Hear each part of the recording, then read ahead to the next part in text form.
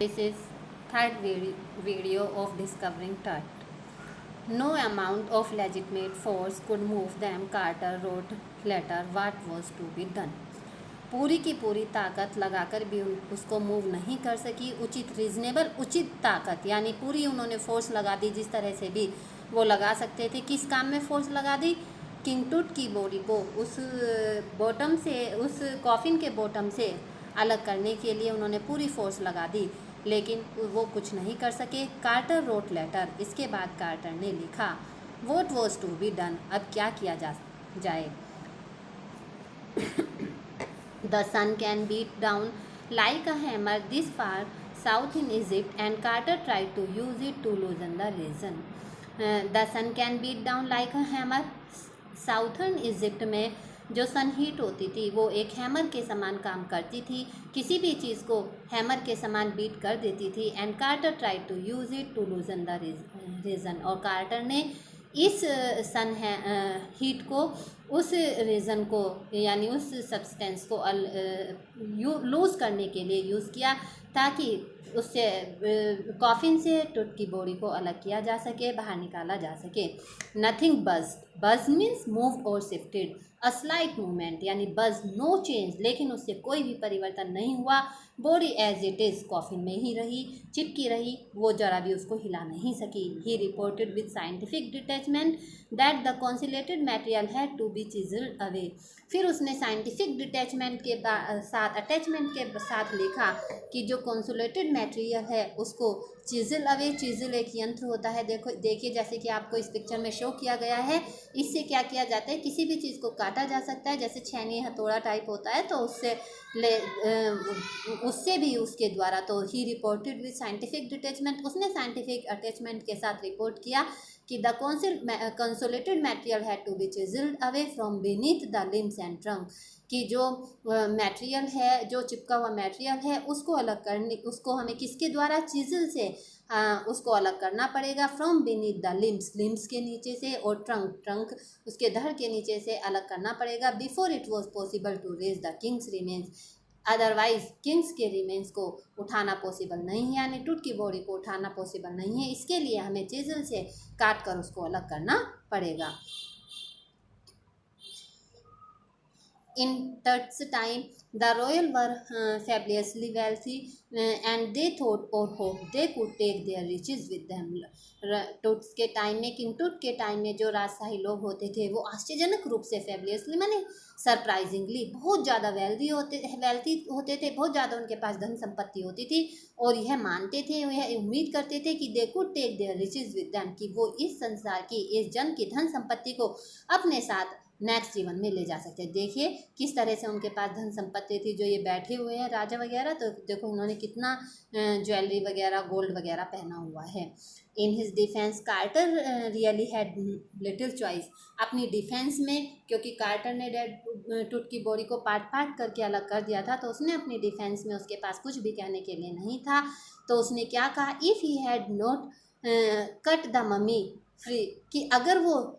छेनी हथौड़े से काट कर मम्मी को फ्री नहीं करता, नहीं हटाता, तो thieves most certainly would have circumvented, तो थीव्स निश्चित रूप से सर्कमवेंटेड माने किसी भी चीज़ को पाने के लिए, ढूंढने के लिए उसको डैमेज कर दिया जाता है। तो जैसे कि चोर क्या करते, चोर टूट की बॉडी से वो सब ज्वेलरी लेने के लिए, गोल्ड लेने के लिए उसकी बॉडी को तहस नहस कर देते, बॉडी के पार्ट्स अलग अलग करके गार्ड को धोखा, सर्कमवेंटेड द गार्ड को धोखा देकर उस सारे गोल्ड को लूट लेते। For his journey to the great beyond, King Tut was lavish with glittering goods. असीमित संसार की यात्रा करने के लिए, क्योंकि वो क्या विश्वास करते थे, वहाँ पर इजिप्ट में क्या बिलीव किया जाता था कि इस संसार की धन संपत्ति को हम नेक्स्ट जीवन में अपने साथ ले जा सकते हैं। तो इसीलिए उन्होंने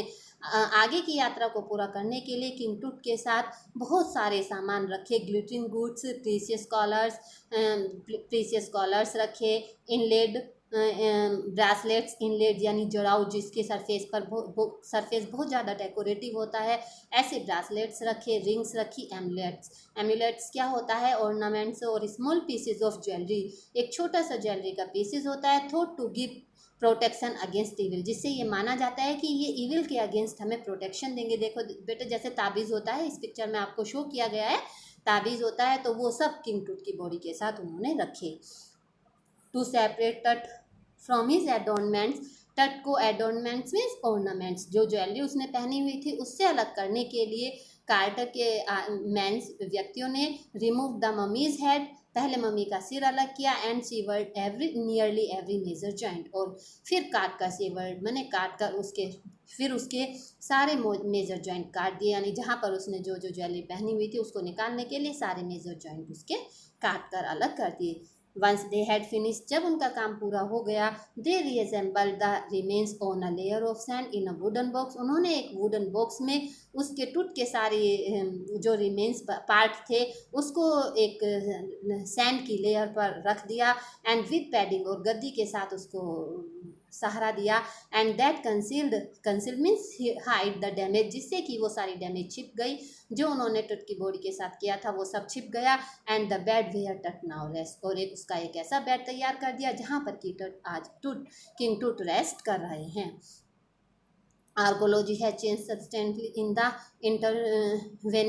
इंटरवेनिंग मैंने occur in the time between events, यानी एक घटना के बाद जब दूसरी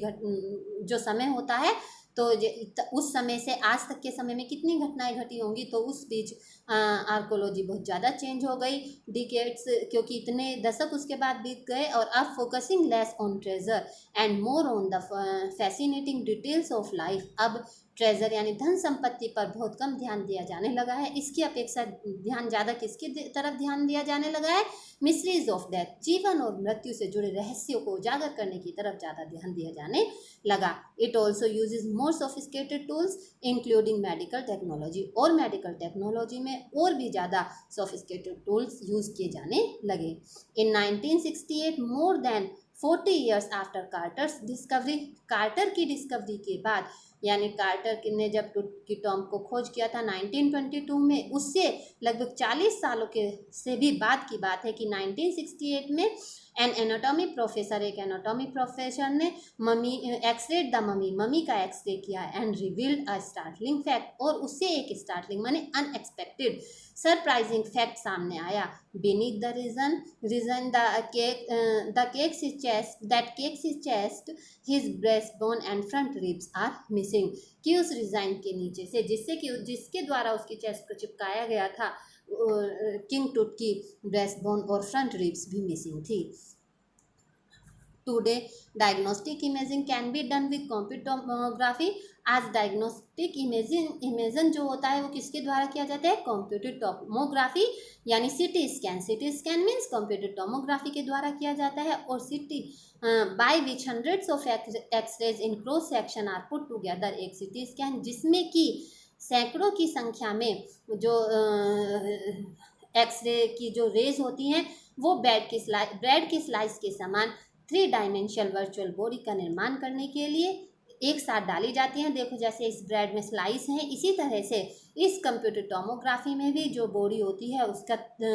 3 डायमेंशनल वर्चुअल बॉडी में का निर्माण हो जाता है, यानी इसी तरह से उसमें भी थाउजेंड्स की संख्या में रेज उत्पन्न होती हैं। What more would a CT scan reveal of Tut, CT scan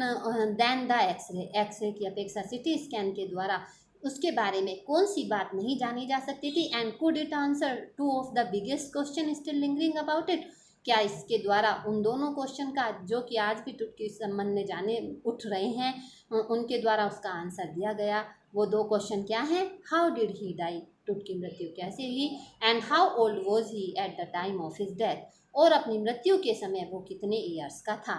king Toots demise was a big event even bye royal standards, एक राजशाही परिवार में किंग टूट की डिमाइस यानी अंत, डेथ एक बिग इवेंट बनकर, एक महान घटना बनकर रह गई।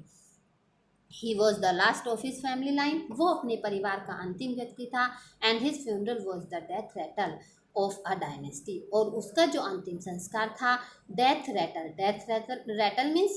The indication of the end of the dynasty, उससे एक युग का अंत हो गया, एक पीढ़ी का अंत हो गया। But the particulars of his passing away and its aftermath